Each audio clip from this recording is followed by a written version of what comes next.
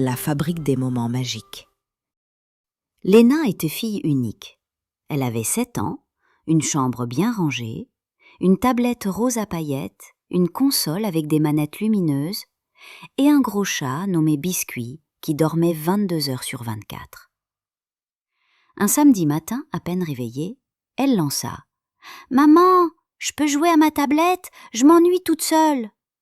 Sa maman, en train de plier le linge, répondit doucement « Pas tout de suite, ma chérie, tu peux jouer autrement, inventer, dessiner. » Mais Léna fit une grimace. « Mais j'ai déjà tout fait!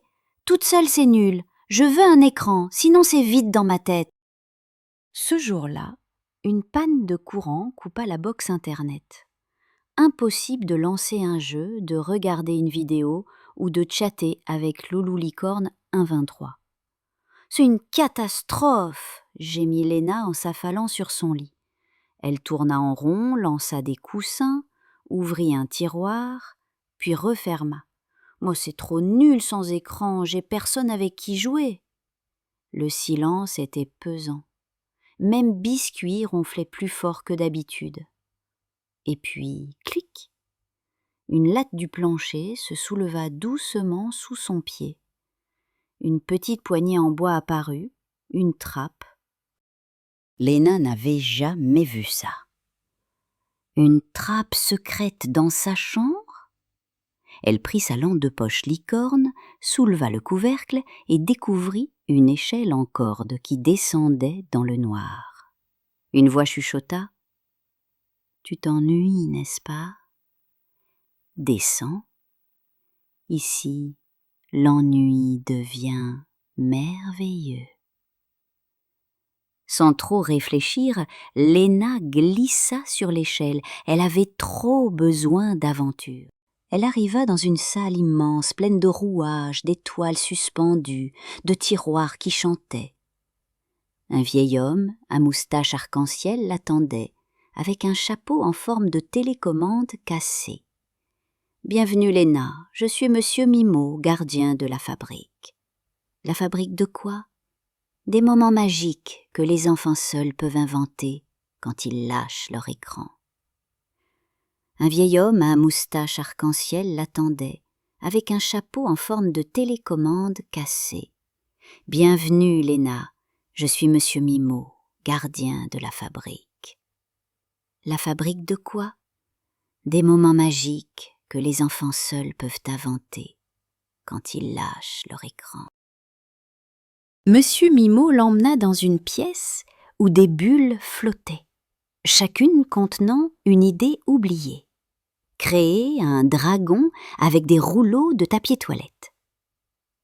Inventer une langue secrète avec Biscuit. Organiser un bal de chaussettes dans le salon.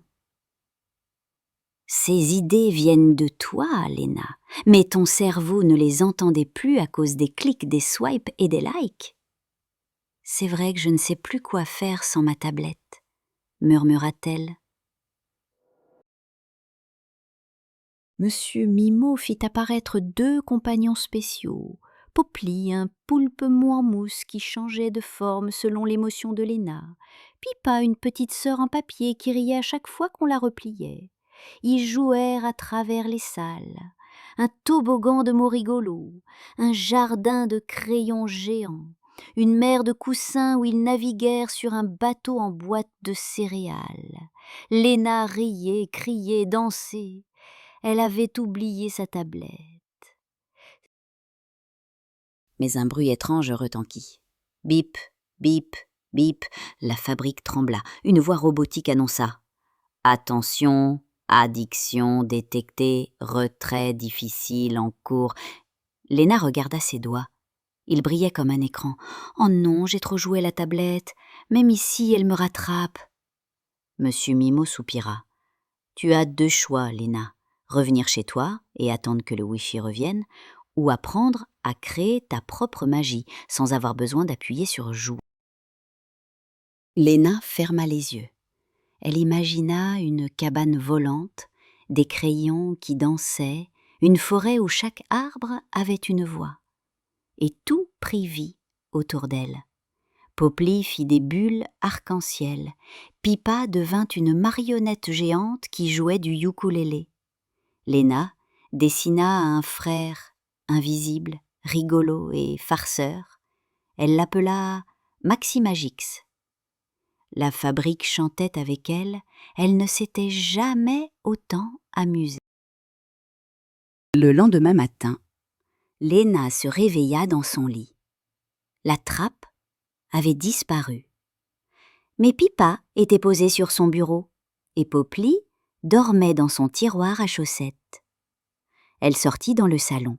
« Maman, je peux jouer avec mes idées ? » « Oh, pas de tablette aujourd'hui ?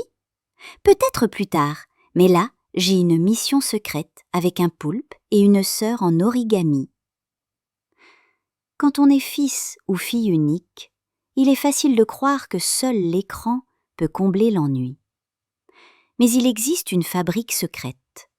Elle ne s'allume pas avec une prise ni une appli, elle s'appelle l'imagination. Et elle peut transformer le vide en monde infini. Bonne nuit, mes petits rêveurs.